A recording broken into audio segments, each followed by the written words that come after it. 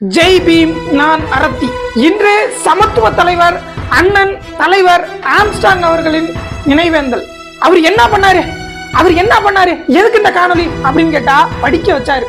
இந்த இரண்டு சமூகத்தின் வெளிச்சம் அறிவாயுதம் மட்டுமே, அதிகாரம் மட்டுமே, அதிகாரத்தை பெறுவது மட்டுமே அப்படின்னு சொல்லிட்டு மக்களை அறிவு பாதையில கொண்டு போனவர் தோழர் சேகுவரா அவர்கள் தன்னுடைய கடைசி நேரத்துல சொல்றாரு, கோழையே நீ சுடுவது ஒரு சாதாரண மனிதனை தானே தவிர சேகுவராவை அல்ல அப்படின்னு சொல்லிட்டு அந்த பொன்மொழி அண்ணன் ஆம்ஸ்ட்ராங் அவர்களுக்கு பொருந்தும். அன்னைக்கு கொல்லப்பட்டது ஒரு சாதாரண மனுஷனை தானே தவிர அண்ணன் ஆம்ஸ்ட்ராங் அல்ல.